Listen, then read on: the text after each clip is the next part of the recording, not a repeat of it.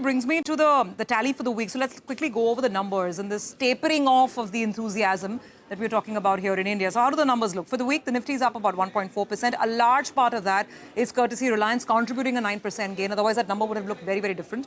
The mid-cap index is up just about 0.4% and the small-cap index has actually declined. It's down about 0.5%. Contrast this with how the world is doing. Let's start with the US markets, and I've taken the last 5 days because we were off for 1 day, so excuse that. Broadly speaking, last 5 days, how has the world done? The Dow is up almost 2%, the S&P is up about 2.1%, the Nasdaq even better, and that's the real story. Is our whole US tech run starting again? Nasdaq up 3.1% for the last 5 days. Look at the other markets. The money's flowing in. Hang Seng has done very well. The Chinese market's up about 2%. The German market is up almost 3%, 2.7 to be more precise. And the Nikkei has surged 4% this week. So it's very, very simple to understand that the rest of the world is playing catch up, and we have taken a bit of a pause. So what are the factors at play, or what are the concerns here?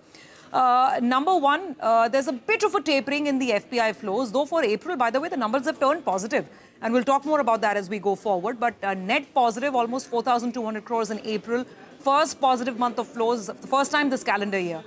But by the end of this week, that cash market positive figure was kind of petering down a little bit. So that's point number one. Number two, what Ashwini also mentioned, earnings are patchy. We're not seeing big positive outliers, big surprises, and huge pops.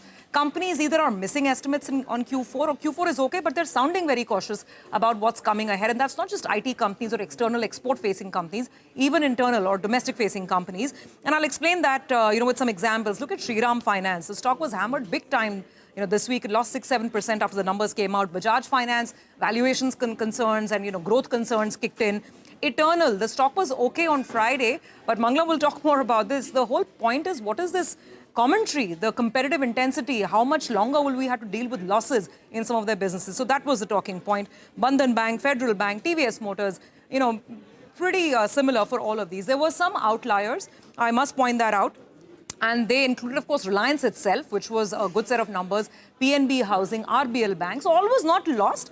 But the point is that it's very volatile and very patchy. And last but not the least, the border situation, the Indo-Pak tensions, that's also center stage. And by the way, this week we saw the biggest rise in defense stocks. Some of the names like Mazgaon and Cochin Shipyard were up 15-20%.